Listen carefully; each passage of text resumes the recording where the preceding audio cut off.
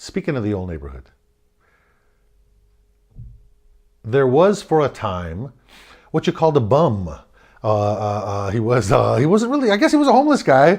He was a bum. Back then they said bum. And he had a name. Well, he didn't have a name. His name was Paisano. I'm sure he had a name, but we called him Paisano. Paisano means friend. Hey, Paisano. He was a paisano, he was a friend, and also in the sort of negative parlance, he was a paisa, as you said, and this is, I think, is a derogatory term for a person who might be an immigrant. But he was Paisano. Everyone called him that. Oh, I know why everyone called him that. Because as you drove past on the corner of Rosemead and Rush Street, he was always at the liquor store. And as you drove past into the neighborhood, he would always wave at every car. Oi, Paisano! Hola, Paisano! Paisano! Paisano! The 4 cars in a row, you'd get 4 Paisanos. Hey, hey, hey, hey, Paisano, this guy. He was a thin guy. Short man. His hair was very much like mine is right now, all the time.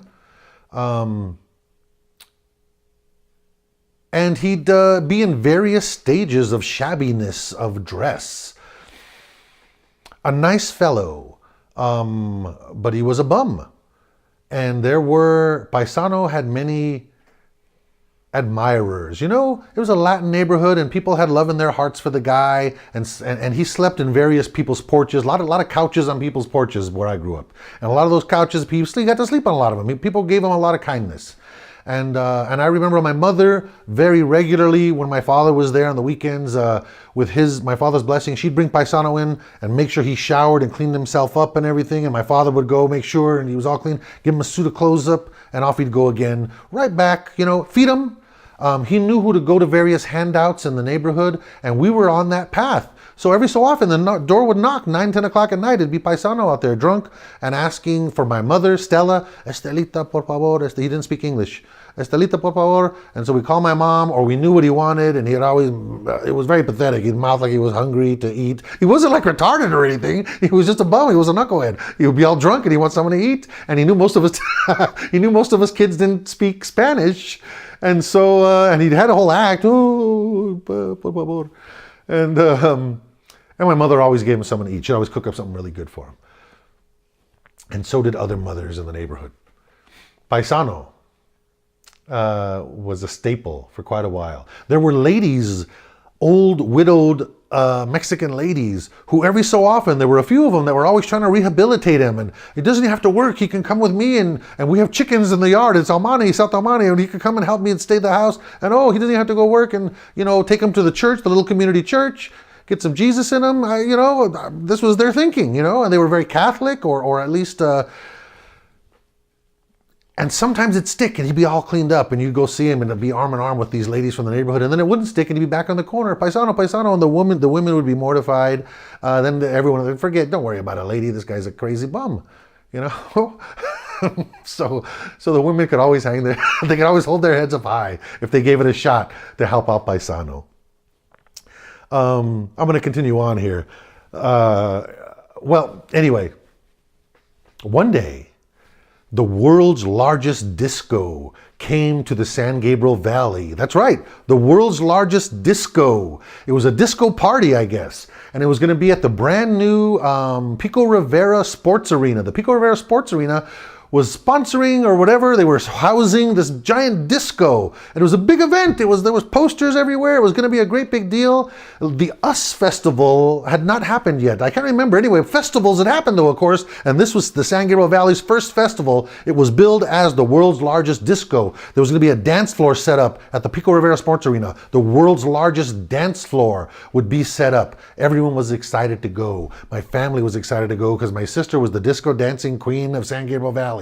She literally won trophies. She had a dancing partner. She did the hustle and twirled. As a result of so much disco music being played in my house, I kid you not, I know the words to every disco song hit from the 70s. You play the Saturday Night Fever soundtrack, I can sing along beautifully. I know all the words. I know all the Donna Summer words. I know on the radio, Bad Girls, Toot Toot Beep Beep, all of it.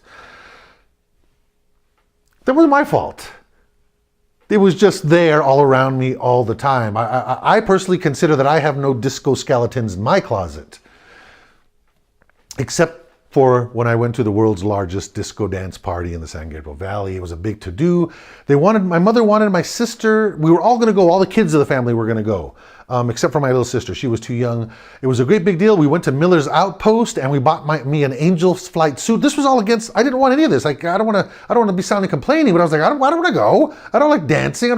Oh, you're gonna go, it's gonna be a big event. You're gonna remember this the rest of your life. It's gonna be, the guy from the Guinness Book of World Records is gonna be there, and he was there to point out that this was the biggest dance floor in the world, among other things. They just played records, by the way, when I got there. I'm gonna jump ahead. They just played records when I got there. It wasn't a concert. Casey and the Sunshine Band wasn't there. They played records. I'd never seen such a thing before. I thought it was gonna be a concert.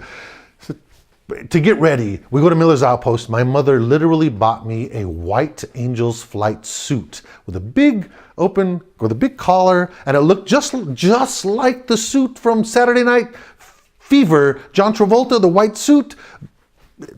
The same thing. Angel's Flight suit, a white suit. I was looking pretty snazzy. I had new shoes, which were white. I feel like stopping. But anyway, we went to this event. It was the biggest thing. It was for me, it was such a letdown. But everyone went and danced. And at the perimeter of it, there were all these, there was lots of standing room only. We got there early and got a picnic table. And there was a group of us, and there was a group of guys from the neighborhood. And this was a bad neighborhood, so there were these thuggish, cholo-ish guys around us too. Big guys, older guys. I was very young, 14 years old or so. And so the joy for me, because since Bill, you know what, since you don't like disco, you don't like this music anyway, why don't you sit and watch the table at this all-day event? This was the joy I got. I got to sit and watch the table. My brother Jazz was there, my sister Melody was there, Lucas was there, and all their respective dates and their friends. Steve was there. Steve, who they called Mad Dog, was there. And I remember being left alone at the table very clearly, and everyone was dancing around. They were throwing records out to the crowd, albums out to the crowd. How stupid. And they were out of the sleeves, by the way. This is the 12-inch press of the blah, blah, blah. Ooh, everyone went crazy. They threw it out. It was a record without a sleeve. The whole mess drove me crazy. But the Guinness Book of World Record guy was there, and he talked a minute. It was the world's largest dance floor. We were at a world record event or something. During the dancing part, and the sun was going down, it was getting dark, I remember out of the crowd, this one little Weasley Cholo guy who came dancing over, and he reached over, and there was a pack of Marlboro. There were a number of packs of cigarettes on the table, and he weaseled out 2 cigarettes out of there. I remember him going like this to me, and he kind of danced away.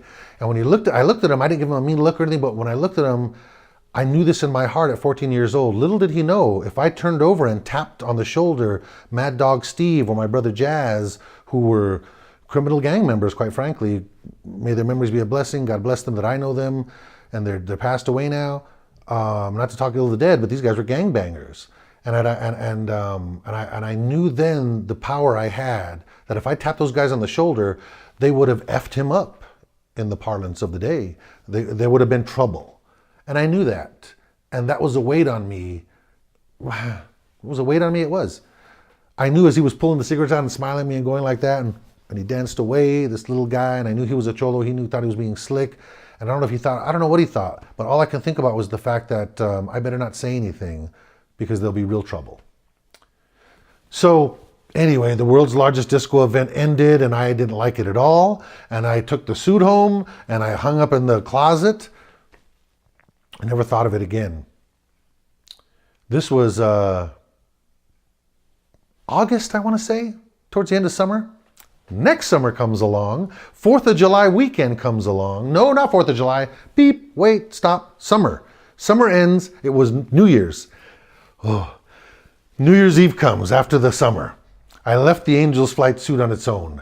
New Year's Eve comes, everyone's having New Year's Eve parties. My parents used to throw a big party for quite a while every year. There were parties up and down the street, New Year's Eve, and there was drinking, and there was definitely 70s party favors and all kinds of stuff going on in this old neighborhood.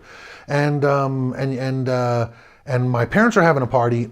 Everyone's going to have a party, and they were talking, come on over, visit me. I'll go visit you, and you up and down the block. It was a nice thing going on. Though it was a bad neighborhood, there was an honor among the neighborhood. It was interesting. But the Angel's Flight suit, the white disco suit that I had worn so proudly, I go out to the party, at one point in the evening, myself, and enjoying myself, and someone points out, hey, look at Paisano, he's looking sharp. And I turn and look at Paisano, and he's wearing the white Angel's Flight suit that I'd worn to the world's largest disco, and he was fit and trim, and he was dancing and everything. And they put on that ranchera music, the Mexican music, and he was tearing up the dance floor, and he wasn't drunk out of his mind yet. And the ladies all loved him, and he was clean and spiffed up, and he literally had big heels on his shoes, and he spun around, and he had that suit on, and it was made for him, and he brought it to life.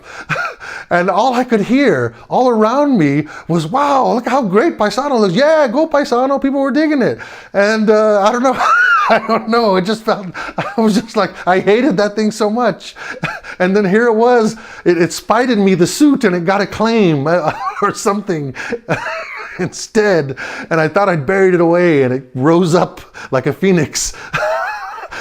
And they played the Saturday Night Fever soundtrack, what was really big, and Paisano had the white suit on, and he was dancing, and because I knew the words so much were embedded in my head, I was singing along as Paisano danced. And I couldn't help it, and I was like, go Paisano, as I sang the Bee Gees. Oh.